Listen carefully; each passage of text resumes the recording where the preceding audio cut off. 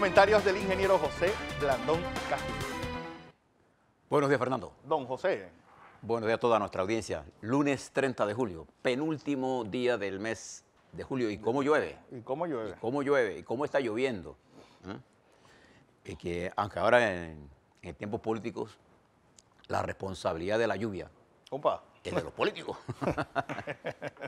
Pero antes, lo primero. A ver. En serio, la primera cosa que quiero hacer es enviarle mi solidaridad, mis condolencias a De parte de todo el equipo. de todo el colectivo de Next, a nuestro compañero, Iván nuestro Donoso. amigo Iván Donoso, que este fin de semana perdió algo que es, digamos, el tesoro más importante, o uno de los más importantes que nos tiene, su madre. Hace 6 meses murió su padre, Sí. y el viernes Falleció se su le fue. mamá. Se lo llevó, se la llevó. Yo le contaba a él que algo parecido me pasó a mí. Mi papá murió en abril 30, y el 6 de septiembre, el día de cumpleaños de mi hijo, que también murió, se fue mi mamá. Duro. Pero mi solidaridad y del colectivo, Iván, contigo. En el plano internacional, quisiera, Fernando, ¿me ayuda un momentito aquí con la cámara, maestro? Este libro que está aquí. Este libro que está aquí. A ver. Cualquiera de los dos. Está bien, ella sale ahí. Ahí está bien. Este libro que está aquí, escrito por el teniente general James Clapper. Hechos y miedos. Constituye un libro de lectura obligatoria para conocer qué está pasando en el mundo. Le voy a leer algunas de las cosas que están en la solapa. Yo me leí el libro ya, se lo voy a dejar aquí a Fernando, Hombre. para que lo lea y después se lo preste al expresidente Ricardo Martinelli. Mire lo que dice este teniente general de 3 estrellas, que no es cualquiera persona, jefe de la inteligencia, de la Dirección de Inteligencia de los Estados Unidos. En este libro, el general Clapper se pregunta, ¿es la inteligencia ética? ¿Es moral la intersección de comunicaciones o tener una fotografía muy cercana de la sociedad con satélites? ¿Cuáles son los límites que deberíamos tener y cuáles son los límites para permitir esto? ¿Qué protección le deberíamos dar a los ciudadanos del mundo frente a estas intervenciones? ¿Y qué hacer cuando los oficiales de inteligencia pierden su credibilidad al producir informes amañados cuando entran en las decisiones políticas? ¿Le recuerda eso aquí a Panamá? Facts and Fair, se lo dejo aquí, don Fernando, Bueno, para que le dé una lectura. Tengo uno aquí de Panamá, pero lo voy a decir en el cemento panameño. Acuérdese de esa famosa frase romana de quis custodies ipso custodias. Que custodia, ¿Quién custodia. vigila a los vigilantes? Bien. Ese libro tiene una virtud. Usted lo puede leer en cualquier capítulo. Le decía a Fernando, como yo me lo doy, usted parta leyendo el último capítulo, el capítulo 12, que es Facts and Fears, en donde él hace ahí hay un compendio de los errores que cometió la inteligencia norteamericana sobre casos muy importantes. Es importante leer eso, porque así usted sabe cómo nos están mirando y cómo nos están espiando. Bien, ahora que está el espionaje de moda. Bien. La situación en Nicaragua. Fernando, ayer tuve la oportunidad de escuchar a Daniel Ortega, en una entrevista que le hizo Oppenheimer, y escuchar a Humberto Ortega en una entrevista que le hizo Camilo en CNN en español. Ambos ponen de manifiesto la situación de Nicaragua, y fíjense que tiene una relación con algunas cosas de nuestro país. Cuando los partidos pierden, los movimientos pierden la ruta, la revolución devorando a sus hombres. El Frente Sandinista fue creado, entre otros, por Carlos Fonseca Amador, que murió a los 40 años. Y me llamó la atención que ayer, en las protestas, cuando Daniel Ortega, expulsa a 35 médicos que estaban dando la atención a los heridos de las manifestaciones, los vota. ¿Usted sabe quién estaba presente en esa manifestación? Tania. ¿Sabes quién es Tania? La hija de Carlos Fonseca Amador. Y ayer Humberto Ortega, en un tono airado, condenaba la posición de su hermano Daniel Ortega. Y escuchaba la entrevista que el comandante Modesto, Henry Ruiz, quien tuvo la oportunidad, yo lo conozco muy bien a él porque él vivió 12 meses en mi casa. Modesto. O sea, que yo tengo una relación personal con él. Tiene 73 años, algo así, y está retirado por allá por Chinandega. Endeudado, es uno de los pocos comandantes que no salió con dinero. Y él narra en esa entrevista cómo se fue degenerando el frente y cómo a raíz de las elecciones de 2006, cuando el presidente de Venezuela, Hugo Chávez, le envía toda la ayuda en petróleo, Daniel Ortega coge esa ayuda que viene de Venezuela, que viene de gobierno a gobierno, y la utiliza para su enriquecimiento personal. Y explica por qué Bayardo Arce, uno de los pocos comandantes que sigue apoyando a Ortega, que también se ha enriquecido. El problema de la revolución sandinista es que después de la pérdida del 90, jamás hicieron una catarsis de nada. Un análisis. Y el partido, lo que es el Frente Sandinista, que ya es un partido, perdió la ruta de la revolución que sus propios hijos desarrollaron a través del pensamiento de Carlos Fonseca Amador y de Sandino. La revolución no tuvo la capacidad de hacer autocrítica, perdió el rumbo y hoy es un partido de derecha, el Frente Sandinista. Mañana se cumplen 31 años, pero se cumple un aniversario más de la muerte, 31 de julio, de la muerte de Omar Torrijos.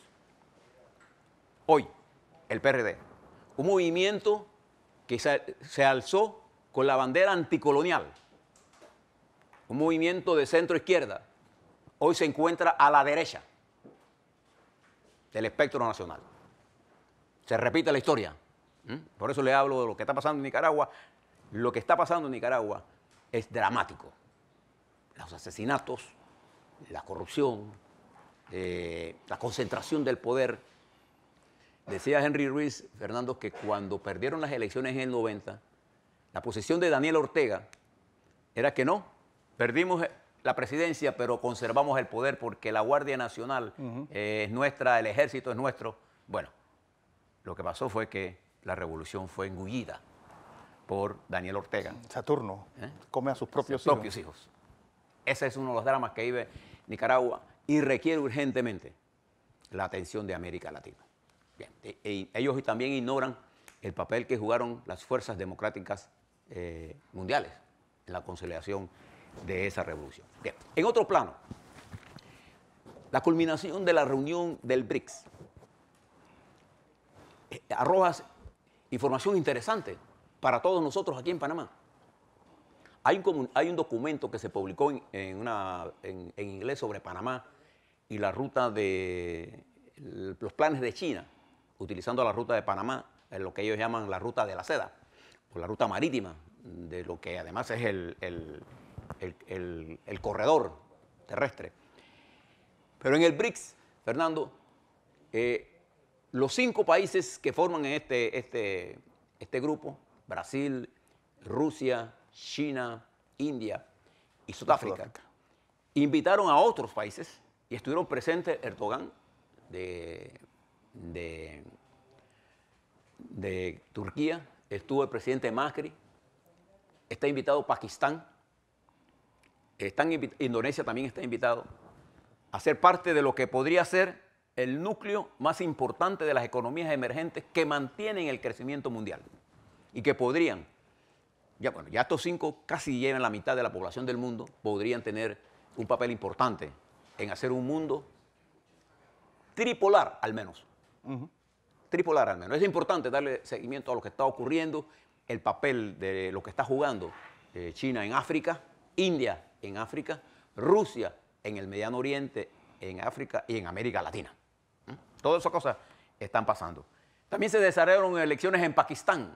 Y usted preguntará, ¿y qué nos interesa a nosotros Pakistán? Bueno, Pakistán es uno de los países que ha hecho alianzas con la República Popular China para vender y comerciar en yuan y vender y comercializar con Rusia en el rublo, eliminando el dólar como moneda de circulación.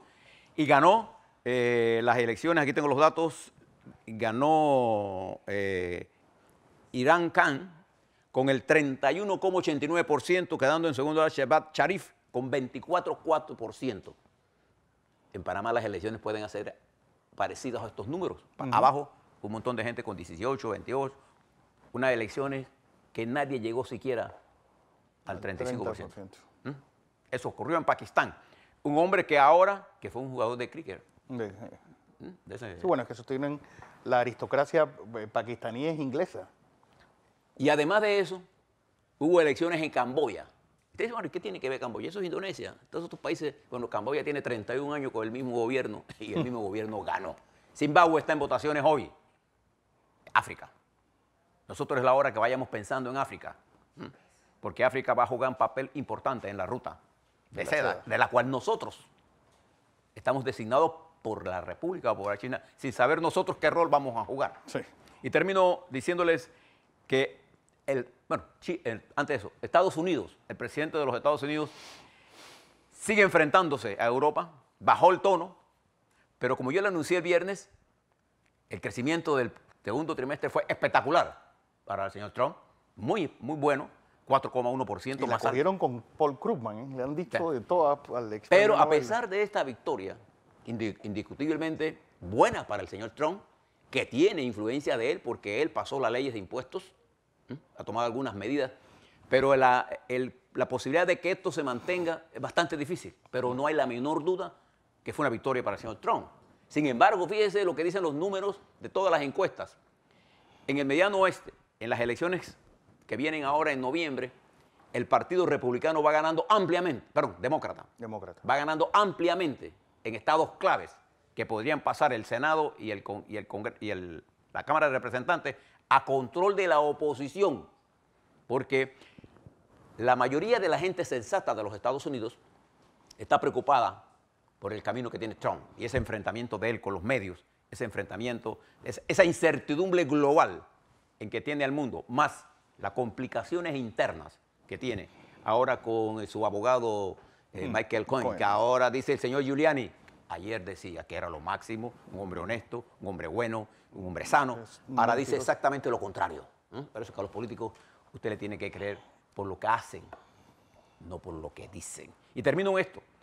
El Reino Unido, el Parlamento del Reino Unido, presentó un informe en donde analiza el papel de las redes sociales, particularmente de Facebook, de Twitter y de Instagram, y pide regulaciones más estrictas para impedir que estos instrumentos de comunicación sean utilizados para la divulgación de falsedades y de control, y de manipulación de los procesos electorales. Usted recuerda que el viernes Facebook y Twitter cayeron vertiginosamente. Ambos cayeron con 19 a 20% en el mercado de valores. Bueno, el Reino Unido pide mayor control sobre esto. El libro que le entrego, allí se habla sobre cómo los rusos manipularon las elecciones en los Estados Unidos y el papel que Facebook jugó con Cambridge Analytica.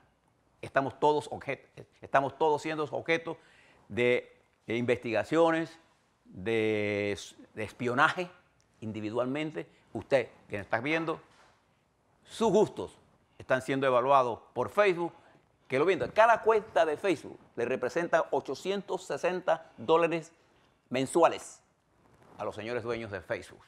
Y a usted no le representa nada más que brindarle a alguien que usted no conoce su perfil psicológico.